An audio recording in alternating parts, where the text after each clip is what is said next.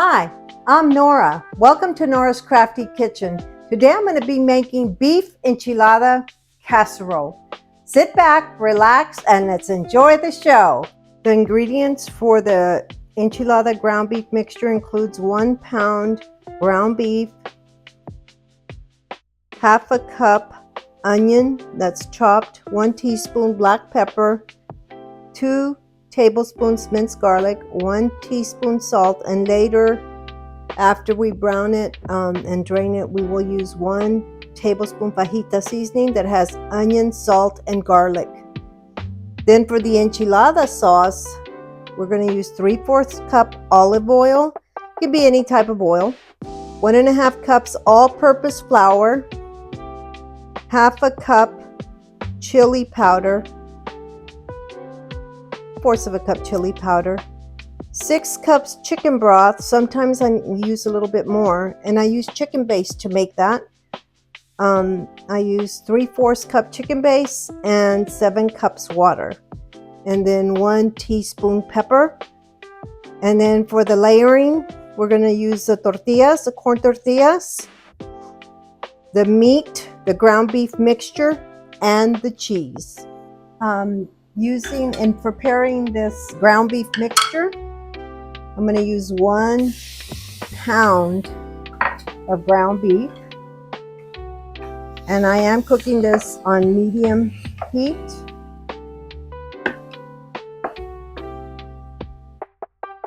This does not need oil because the meat is going to release some oil. It is, I believe it's 93% of the ground beef, and I'm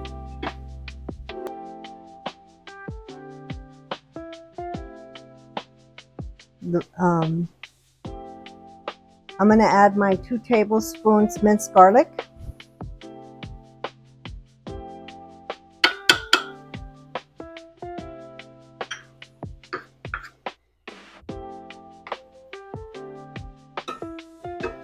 Then I will add my half a teaspoon salt. I don't salt at this point.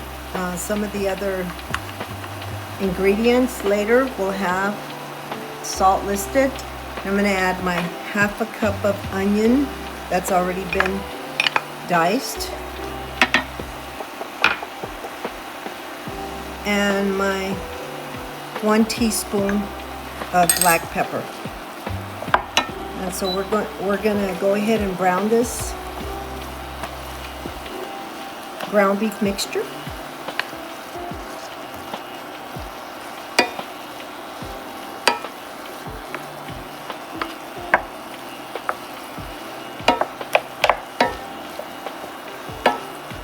Starting to smell really good with all the different spices.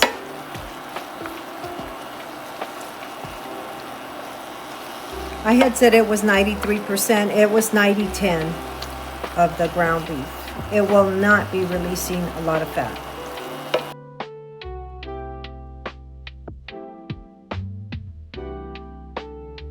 Just kind of mix everything up to get all of the spices in.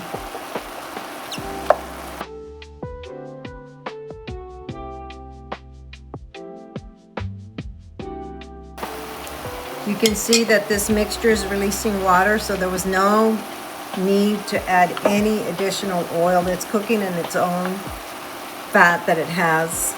We will have to drain it just to make sure that there isn't any type of grease left in, because other ingredients will have grease, so we'll just remove the oil or any type of fat that came from this ground beef.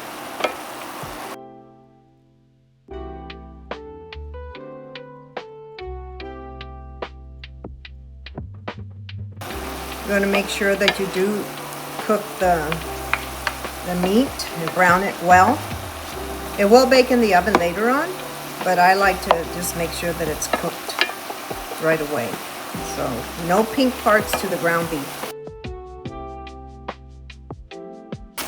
You can see that there's hardly any water coming out of this because it did have a high percentage of the meat and less fat.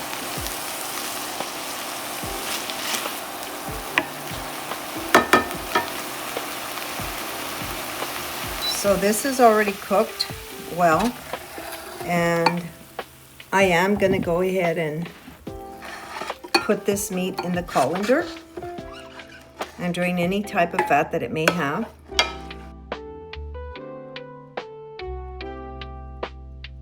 You can see from the colander that there's very little fat that came from this meat.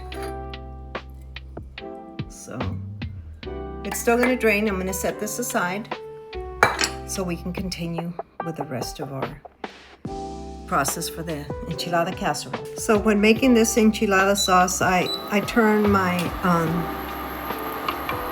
induction pan onto medium high, and I'm going to put my 3/4 cup olive oil. I'll be putting my 1.5 cups all-purpose flour.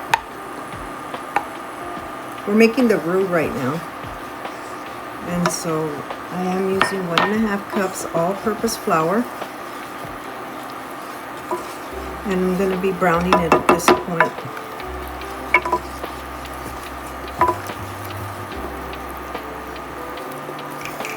I will get my whisk also, because you don't want your enchiladas to get lumpy. Your enchilada sauce. So we'll let that get brown. We don't want it to burn, and I'm going to just put a couple of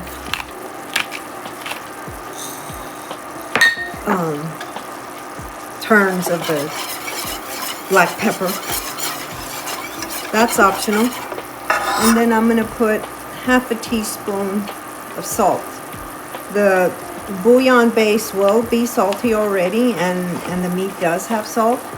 So I'm just going to put a little bit. We don't want it over salted. Some people have to, their diets are restricted in salt, and like I said, the cheese, everything else is going to have salt, so it's personal preference. So I just keep stirring this with a wire whisk until it starts browning. I am going to put the chili powder in. I'm using 3/4 cup chili powder, but I'm going to just wait a little bit longer till it gets brown.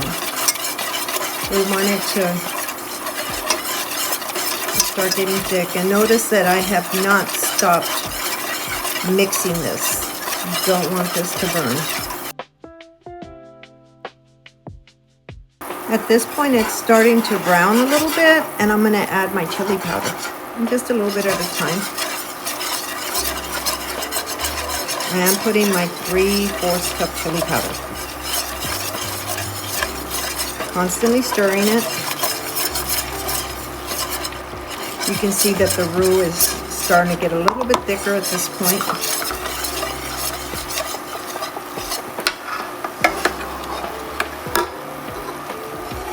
So we're cooking it. We do not want to overcook the chili so it doesn't burn, the chili powder. But it's starting to have that delicious smell. Oh my God. Just smells so good.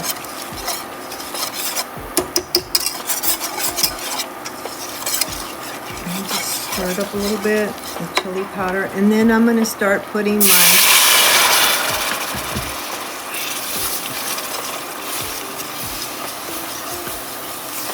my bouillon mixture.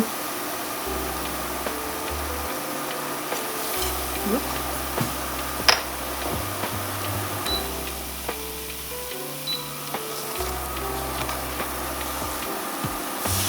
I just put a little bit at a time, and then I'm stirring it.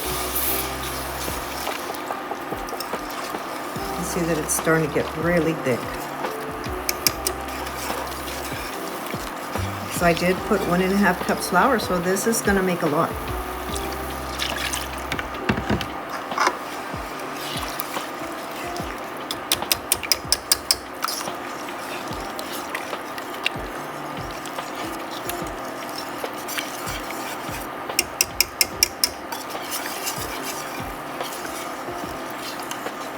See how thick it's getting. So it's time for some more of the bouillon water, of the chicken base. You can use your own chicken stock. I didn't have any today. I normally keep some in the refrigerator, but I used it the other day, so that's why I use that chicken base that you can purchase. So you see it's getting really thick so far.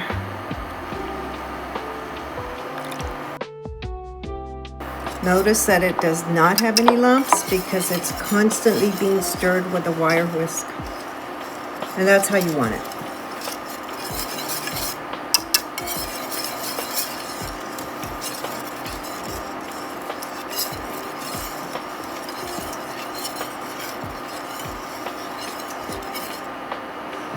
It's starting to get really thick, but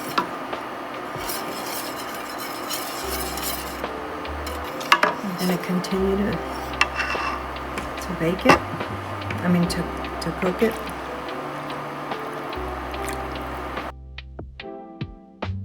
We're going to want to stir till it bubbles and it gets really thick, which it's already thick, but I like to let it bubble over.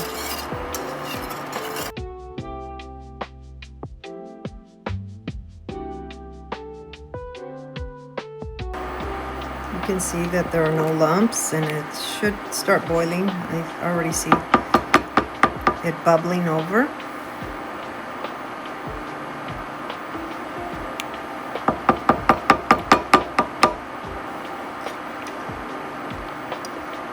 I'm going to let it bubble for about a minute, but I will still be constantly stirring. You do not want this to burn.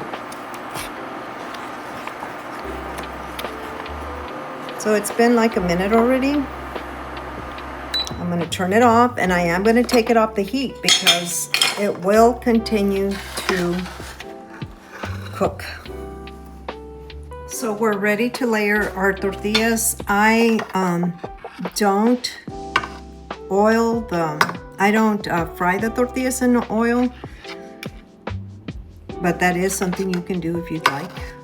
I'll go ahead and put some of this enchilada sauce just in the bottom, just to get that ready.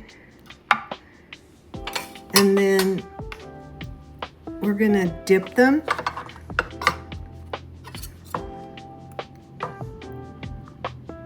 Dip them in the sauce, both sides.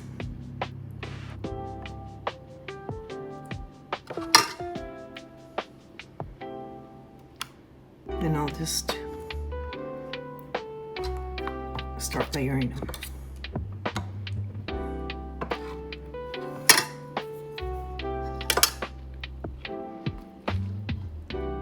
The tortillas will get soft when you're baking them.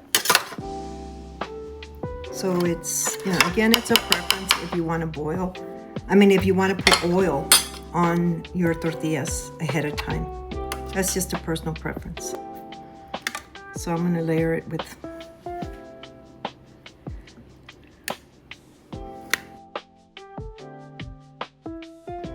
and they will break, but it's a casserole, so it's okay. They'll tear, not break. It will not break, it will tear. I think with the oil, it does stay intact. So if there is some that didn't get some of the sauce, now we're gonna layer it with our meat. My hands are clean, again, following all sanitary measures when you bake. This is something when I was a homemaking teacher that I would teach my students. If you're gonna be using your hands, you're constantly washing your hands. We'll layer it with the meat, then the cheese.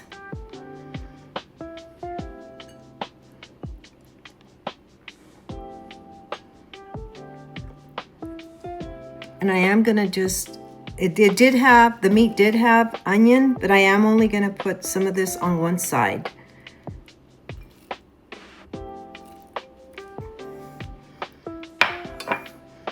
And we continue with our layers. This casserole is really easy to make. You could actually prepare it ahead of time.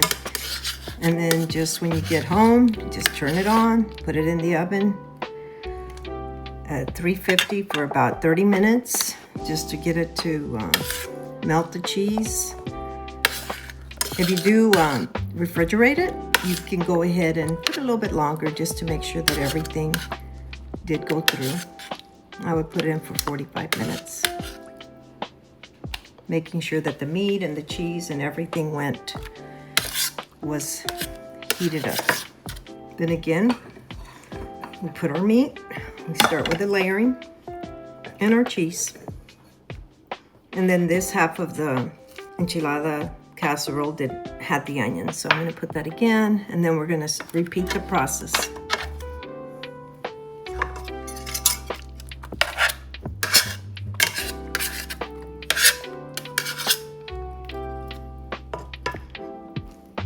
This recipe, you can use whatever cheese. I did use a mild sharp cheese, and I bought it grated already. You can grate your own, and it's probably less expensive, but this is what I had. It saves me more time, and if you're in a hurry, then this is something that you can do, or you could just grate it on your own.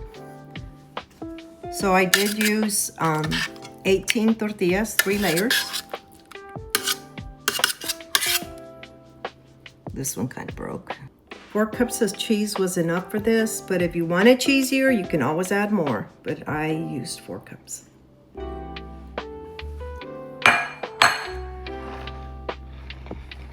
So we have our enchiladas that are ready to put in the oven. And I'll show you what I do with the parchment in a few minutes. So we placed it in the oven at 350 for about 30 to 35 minutes. And so the enchiladas came out, see, with the parchment paper, that it didn't stick.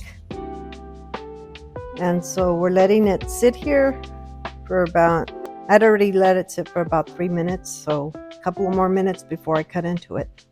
And so this is ready to cut. It's still hot, so notice I have my pot holders. I don't want to burn myself. So it is going to be very cheesy, and it cut perfectly. Now for the taste test for this beef enchilada casserole. It's really delicious. Don't forget to subscribe to Nora's Crafty Kitchen on YouTube. Have a wonderful day.